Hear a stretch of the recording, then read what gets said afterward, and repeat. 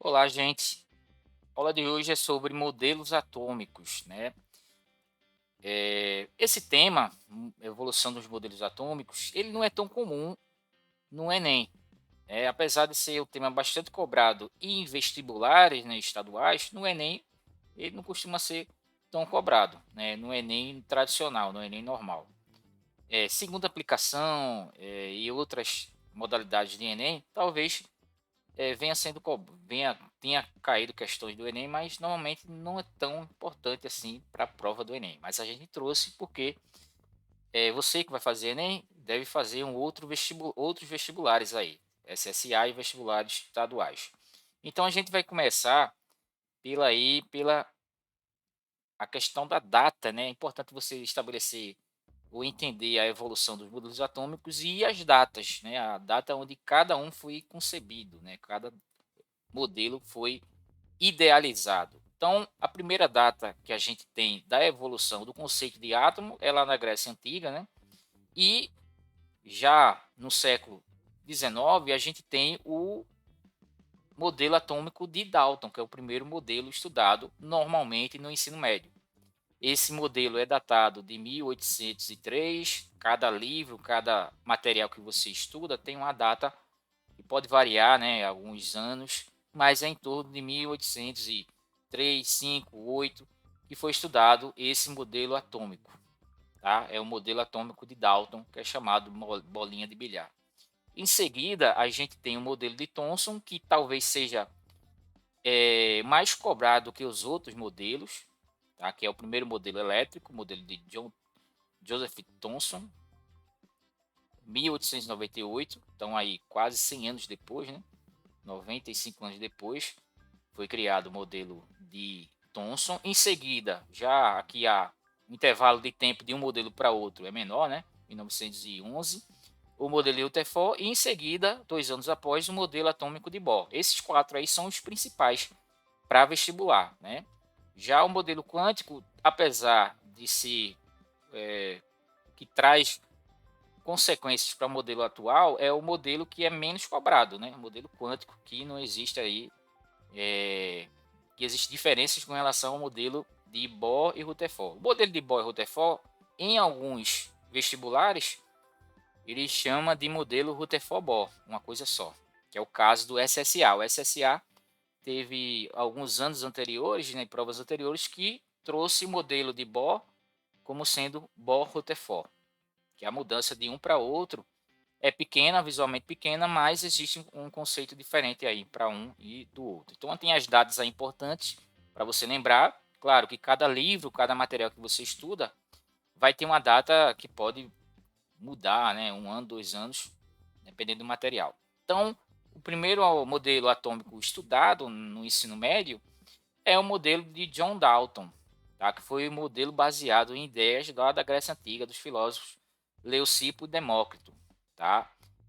O modelo atômico de Dalton é chamado de modelo de bola de bilhar, que é aquele que considera o átomo sendo indivisível.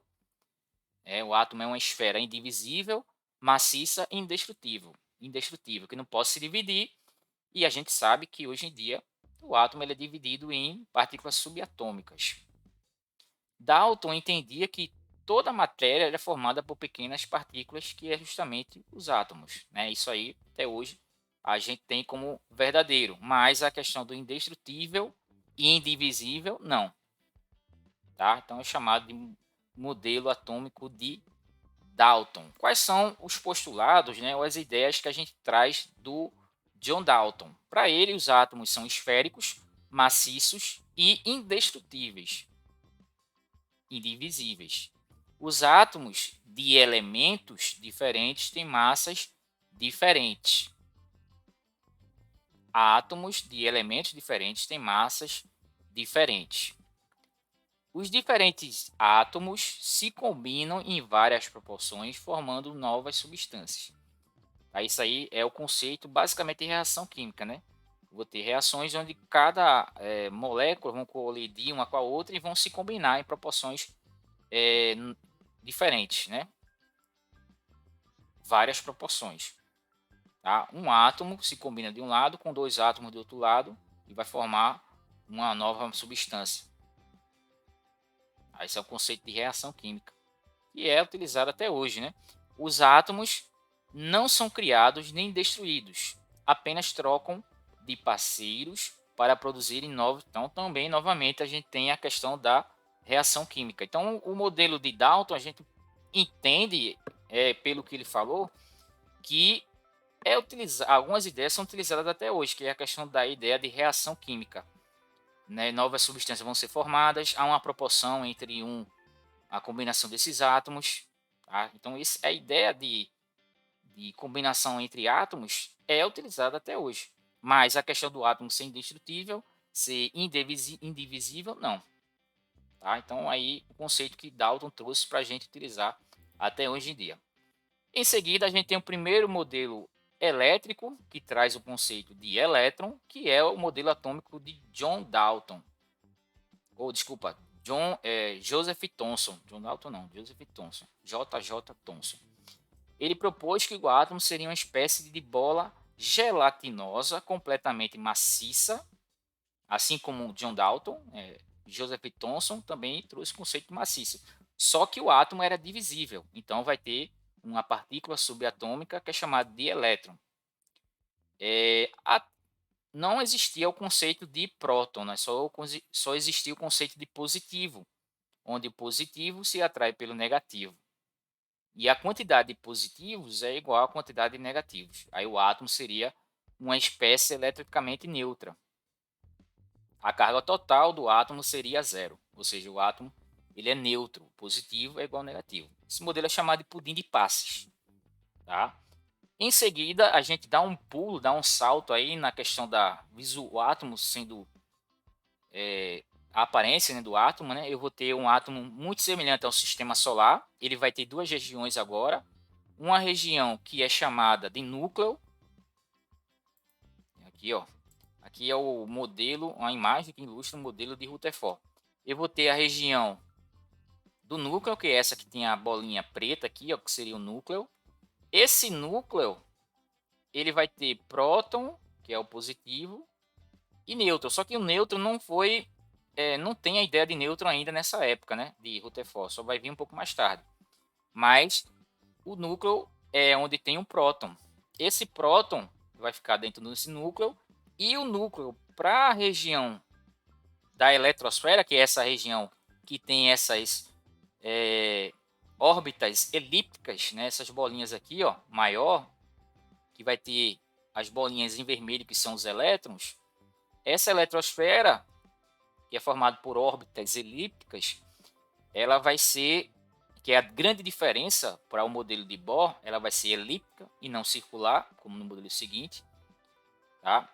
Ela tem um espaço entre o núcleo e elas, isso foi descoberto através do experimento de Rutherford. Então, no modelo de Rutherford, diferente dos anteriores, eu vou ter o átomo dividido em duas regiões.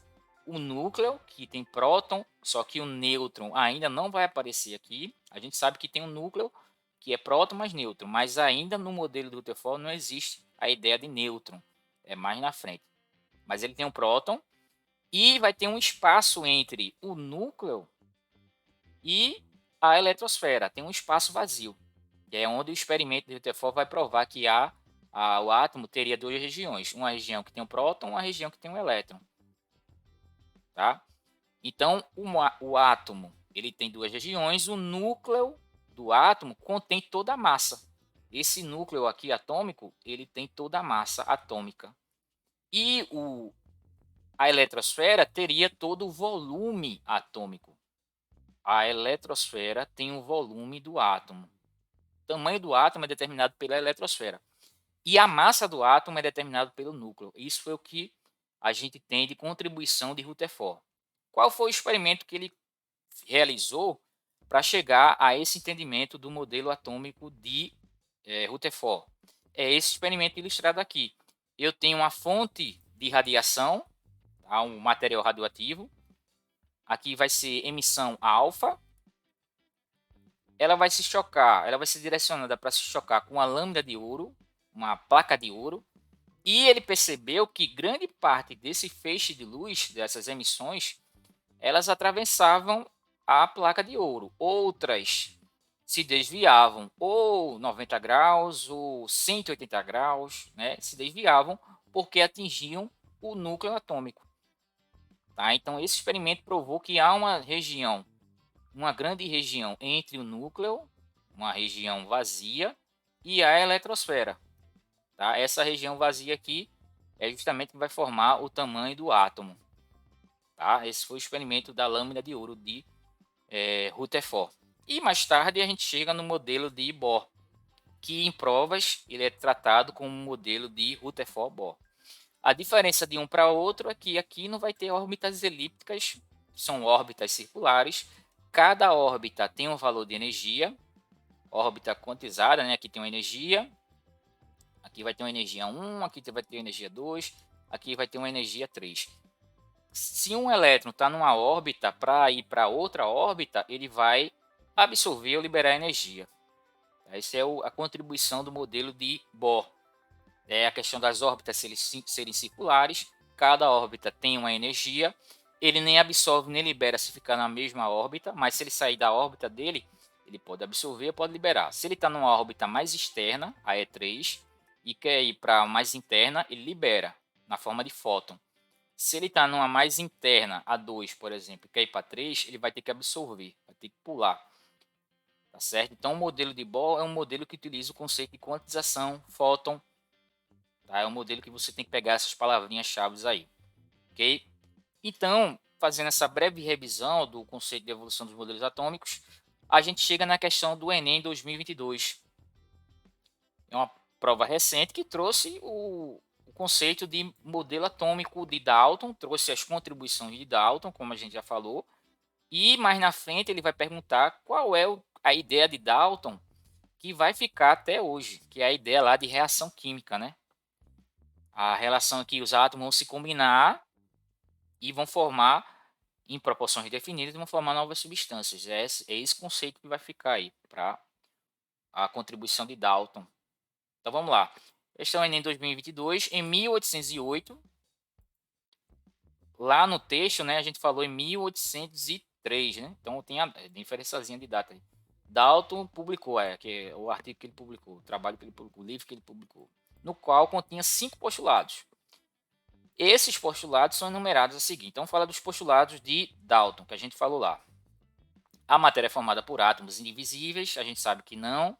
Todos os átomos de um dado elemento químico são idênticos em massa e em todas as propriedades. Todos os átomos então a gente percebe já a questão de outro equívoco, né, do modelo atômico de Dalton. Eu posso ter, por exemplo, o hidrogênio 1, massa 3, o hidrogênio 1 de massa 2 e o hidrogênio 1 de massa 1. Eles não são iguais, tá? Eles não são iguais, está falando que são iguais em massa. Eles são iguais em número atômico, né? Mas em massa não. E em todas as propriedades. Não, um pode ser radioativo, outro não. Então aqui também pode ser considerado um equívoco que não é utilizado hoje. Diferentes elementos químicos têm diferentes tipos de átomos. Em particular, seus átomos têm diferentes massas. É uma questão meio confusa, né? Eles têm massa diferente, tá? Mas para ser diferentes elementos, tem que ter principalmente o número atômico e não a massa. A massa de um átomo pode ser igual, de um elemento pode ser igual de outro elemento, mas o número atômico não. Os átomos são indestrutíveis e nas reações químicas mantêm sua identidade. Os átomos, né, não são indestrutíveis. Né? Os átomos podem perder, ganhar próton, se transformar em outra coisa. Nas reações químicas, a gente fala de elétron, ele vira um íon. Nas radiações, né, quando a gente mexe com radiação, fala de próton, fala de nêutron. E a gente chega no único postulado que está correto para os dias de hoje. Os átomos de elementos combinam com átomos de outros elementos. Ele está falando assim, um átomo de hidrogênio vai reagir com oxigênio, por exemplo, em proporções com números inteiros para formar novos compostos. Pode botar aqui o exemplo da reação da água. A reação da água é uma reação que vai formar H2O, um composto, né, uma substância química composta através da proporção, né, desses átomos de elementos diferentes, de outros elementos que vão se combinar. Tá? Então aqui eles vão trocar posições, né, para poder formar a H2O. Aí ele quer saber justamente qual é o item correto para essa questão que traz a contribuição para o modelo atual. Né? Então fala assim, ó, com base no modelo atual que descreve o átomo, qual dos postulados de Dalton ainda é considerado correto? É justamente o item 5, que é a combinação, é a reação química, né, basicamente. A reação química é a combinação de átomos de elementos, tá, que vão se combinar, né, com proposições, né, na proporção de números inteiros. É essa, deixa eu ver aqui, é isso? É, números inteiros pequenos para formar compostos. É essa aí o postulado que ainda pode ser considerado nos dias atuais. A gente não pode considerar que o átomo é indestrutível, nem considerar que o átomo é indivisível. Ele é divisível em partículas subatômicas. Então, nosso gabarito aqui é a letra E. Bem, essa foi a única questão que eu encontrei aqui do Enem tradicional, até a data de hoje, sobre essa parte aí de evolução dos modelos atômicos. A gente volta aí numa próxima com mais um tema para vocês.